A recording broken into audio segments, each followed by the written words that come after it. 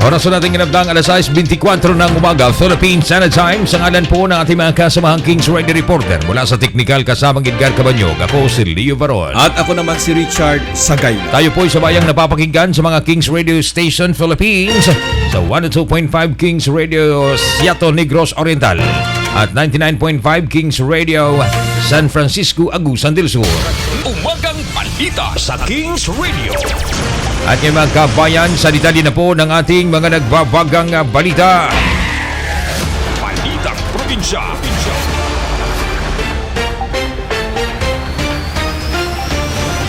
Sa ating balitang probinsya, pansamantala munang umupong OIC Mayor ng Matalam si Vice Mayor Ryan Rafael.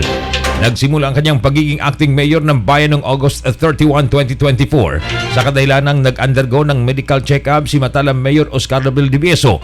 Sa liham na ipinadala ng butihing mayor sa opisina ni Governor Emilio Lalatel ni Mendoza sa pamamagitan ni Noel Espinosa, office in charge ng mayor, na kailangan ni Mayor Valdivieso iba yung pagpapatingin sa kanyang doktor upang maging maayos ang kalagayan nito sa kanyang karamdaman. Dahil dito, pansamantala munang umupong mayor ang vice mayor sa katahuan ni Vice Mayor Rafael upang ipagpatuloy ang serbisyo sa mga Matalaminyos at umaasa rin ng butihing Vice Mayor na maging maayos agad ang kalagayan ng butihing Mayor Oscar Valdivieso.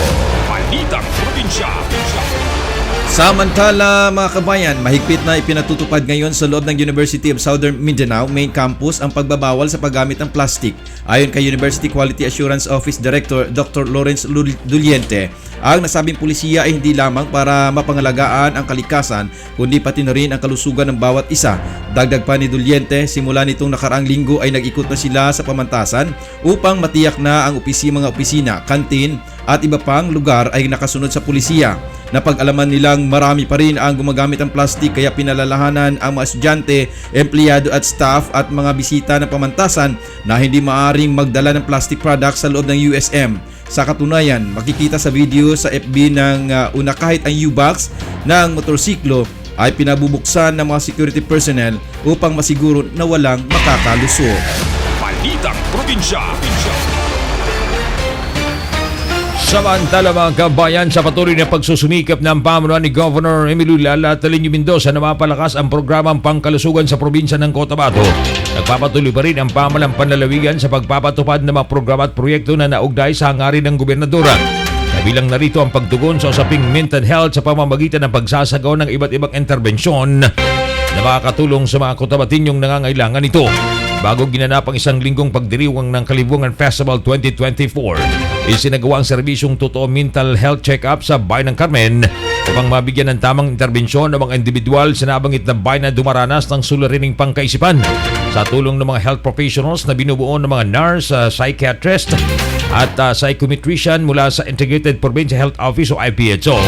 Sa pamumuno ni Dr. Eva Sirabaya, katuwang ang Rural Health Unit RHU ng Carmen, abot sa 61 na mga individual kasamang kanilang mga tagapangalaga ang nakatanggap ng libreng konsultasyon at medisina mula sa nasabing programa.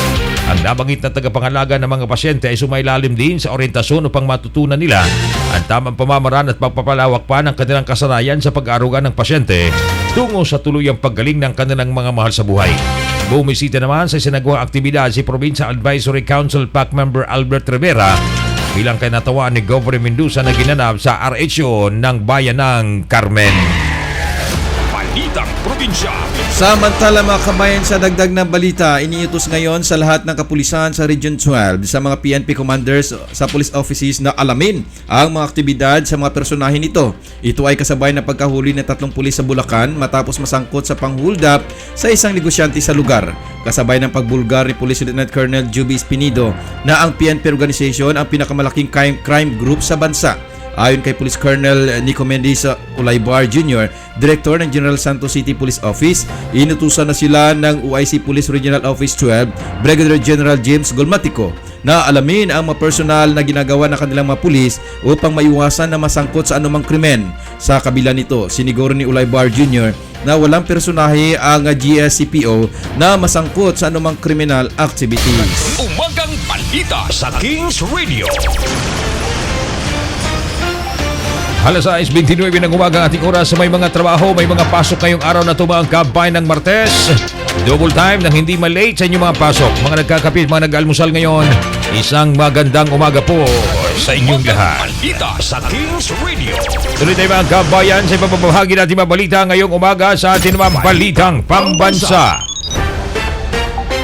Sa balitang pambansa, nakatatang ilabas ng Commission on Election o COMELEC ang mga panuntunan sa susunod na linggo para i-regulate ang paggamit ng artificial intelligence at ipagbawal ang deepfake sa 2025 midterm elections. Ayon kay COMELEC Chairman George Erwin Garcia, layunin ng komisyon na mabigyan ng patas na trato ang lahat ng kandidato sa darating na eleksyon. Ang naturang panuntunan kaugnay sa paggamit ng bagong teknolohiya ay base sa resulta ng mga pagtalakay sa Stakeholders Forum at Consultation Dialogue ay sinigawan ng poll body sa University of the Philippines noong Hulyo ng kasalukuyang taon. Ang hakbang na to ng COMELEC ay kasunod na rin ng babala ng ilang IT experts na malaking papel ng AI at deepfakes ang sa panahon ng pangangampanya para sa halalan sa susunod na taon. Kaya't bunsod din sa ang paglaganap ng fake news at maling mga impormasyon kaugnay sa halalan ay nirekomenda ng COMELEC sa NBank na pagbawalan ng mga kandidato mula sa paggamit ng AI technology at deepfake sa kanilang pangangampanya. Nagbunsod ito sa komisyon para bumalangkas ng guidelines para sa paggamit ng AI. Samantala mga kabayan, pinalawig pa ng Land Transportation Office o LTO ang unang hanggang Disyembre 31 ang paghuli nila sa paggamit ng mga improvised at temporary plates ng mga sasakyan. Ang nasabing kautusan ay unang ipapatupad sana nitong Setyembre 1. Sinabi ni LTO Chief Assistant Secretary Mygor Mendoza II na dahil sa pagpapalawig ay wala ng rason ang mga may-ari ng sasakyan na kunin na kanilang mga plaka ng kanilang mga sasakyan. Kapag nakuha na ay dapat ikabit na at agad ang mga ito dahil sa pagpapalawig ay natitiyak niya na maibibigay na sa mga tamang may-ari ng plaka ang mga unclaimed license plate sa mga may-ari nito. Balitang pambansa. Yan mga kabayan, di balitang pambansa. Balitang pambansa.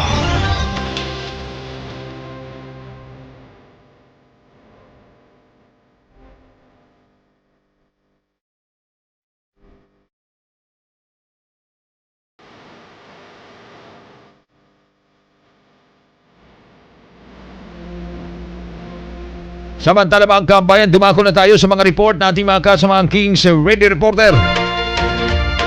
Natin ang dakuha, nakastandby ho sila. Ngayong umaga mga kabayan, ito na unang bugso. Umagang balita sa Kings Radio. Alias Wi-Fi sa kulungan ng bagsak matapos makuha na ng illegal na droga sa Sultan Kudarat, Maguindanao del Norte. Alamin natin detail report mga kabayan mula kay Edgar Cabanyong. Kings Radio. Report. Natuntun ang lokasyon ng isang drug suspect na kinilalang si alias Wi-Fi dahil sa mas pinalakas na intelihensya ng BLGO Katuli sa bayan ng Sultan Kudarat, Maguindanao del Norte. Sinabi ni Katuli Chairman Surab Iman na tuklasan ng kanyang Barangay Peacekeeping Action Team o BIPAT ang suspect na si Wi-Fi sa bahagi ng Purok Nyug na may ginagawang kakaiba. May kaugnayan si pinagbabawal na gamot. Agad naman kipag-ugnayan si Kap Iman kay Sultan Kudarat Municipal Police Station Commander Police Lieutenant Colonel Ismail Madin kung saan mabilis na rumisponde ang mga otoridad para dakpin ang suspect. Dito tumambad sa mga alagad ng batas ang drugang nasa pag-iingat ng suspect na may bilang na 3 plastic na sachet na naglalaman ng pinaniniwala ang shabu. Tinatayang mahigit 2 gramong timbang ng methamphetamine hydrochloride o shabu ang nakumpiska sa posisyon ng suspect na nagkakalaga ng higit 17,000 piso sa National Drug Price. Ayon sa ulat, dati nang sangkot sa pagbebenta ng illegal na druga si alias Wi-Fi at nakulong ng mahigit 1 taon hanggang sa napalaya. Balik sa kulungan ang suspect at posibleng mahaharap sa kasong paglabag sa ilalim ng Republic Act 9165 o Comprehensive Dangerous Drug Act of 2002 na isasampa laban sa kanya. At yan ang report. Edgar Cabanyong para sa umagang balita sa Kings Radio. Umagang balita sa Kings Radio. Samantala mga kabayan, bayan ng Libungan nakasungkit ng parangal bilang mataas na antas ng pagganap ng lokal na komite sa El Catbausi. Alamin natin ang detalye mula sa report ni Maricel Bayuna. Kings Radio. Report. Nakatanggap ng parangal ang bayan ng Libungan para sa natatanging pagganap sa pagpatupad ng mga programa laban sa karahasan sa kababaihan at mga bata. Kinilala ang lokal na pamahalaan ng bayan sa ilalim ng Local Committee on Anti-Trafficking and Violence Against Women and Children dahil sa kahusayan at dedikasyon sa pagsugpo ng mga kaso na karahasan at pag-aabuso. Ang parangal ay ginawad ay bunga ng walang sawang pagsisikap ng lokal na pamahalaan sa pamumuno ni Mayor Angel Rose Apol L. Kwan. Kasama ang mga membro ng komite na tiyakin ang kaligtasan kaligtasan at kapakanan ng mga kababaihan at kabataan sa bayan ng Libungan. Sa kabila ng mga hamon, patuloy na ipinalalakas sa mga programang naglalayong magbigay ng proteksyon at suporta sa mga biktima ng karahasan. Patuloy ang bayan ng Libungan sa misyon na magbigay ng ligtas sa kapaligiran para sa lahat, lalong-lalo na sa mga kababaihan at bata. At ipagpapatuloy ng mga lideres sa pangunguna ni Mayor Apple Kwan ang mga programa upang masiguro na walang lugar ang karahasan sa bayan. At yan ang report, Maricel Bayuna para sa Umagang Balita sa Kings Umagang Radio. Balita sa Kings Radio. Samantala mga kabayan, Jobs Fair abay isasagawa ng Poblacion 5 BLGU bilang kabahagi ng pagdiriwang sa ika-87 anibersaryo itong darating na bukas September 4, 2024. Detalye report mga kabayan mula kay Jose Edison Katulong. Kings Radio.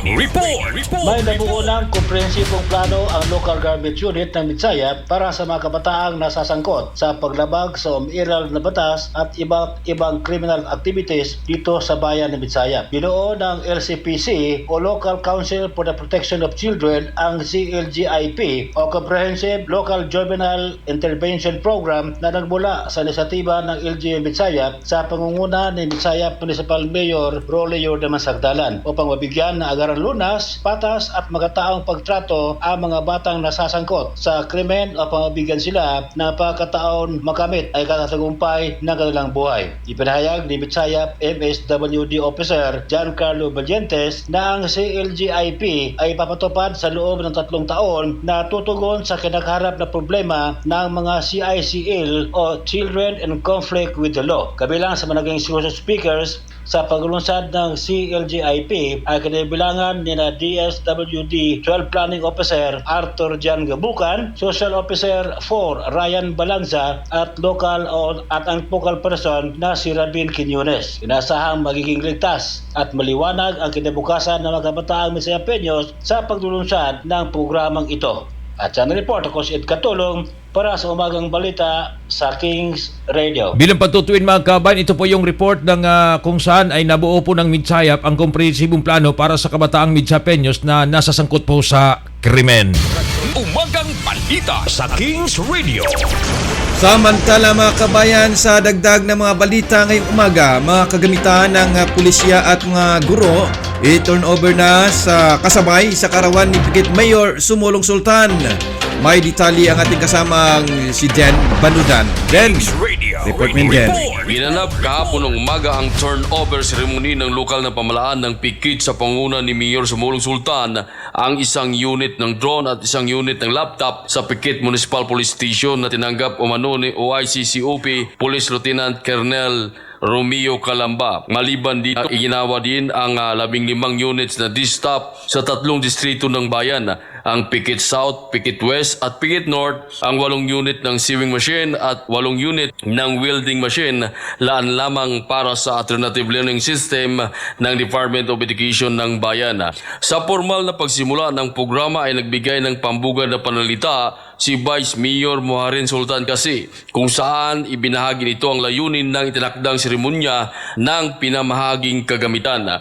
Naging masaya ang mga kawani sa talumpating binitiwan ng mahal na alkalde Sumulong Sultan sa kanyang inspirational message. Personal na tumanggap ng sabing mga learning devices ang mga district supervisors at arts teachers ng bayan. Malaki ang pasalamat ng 3 hanay ng ahensya sa buong pamunuan ng lokal na pamalaan ng Pikit dahil malaki anya ang maitulong nito para sa kanilang mga estudyante. Kasamang gumawa ng mahal na alkalde sa ginanap na turnover ceremony ang mga sangguniang bayan na members na pinapangunahan ni Councilor City Norshina Sultan Mukasim. Matapos na ginanap ang turnover at mga regular flag ceremony ay ang pag-alay ng kantang bawat department ng LGU at pagbigay ng mga ito ng bulaklak sa alkalde bilang tanda ng pagmamahal ng Pikintinos kasabay ng kanyang kaarawan. Yan ang report in Banudan para sa Umagang Balita ng Kings Radio. Umagang Balita sa Kings Radio. Alas 6:38 ng umagang ating oras, Philippines Standard Time. Mamaya sa ating pagbabalik, abay nagsabong ng gagamba. Hinulid yan sa bayan ng Tulunan, North Cotabato. Mga nagsabong nakaditing na. Umagang Balita Samantala, sa Kings Radio. Jobs Fair, isasagawa ng Poblasyon 5 BLGU bilang kabahagi ng pagdiriwang sa ika-58 o 87 anibersaryo ngayong o bukas, September 4. Samantala, mga basketballista ng Midsayap nakamit ng tagumpay sa iba't ibang kategorya sa katatapos lamang ng Kalibungan Festival 2024.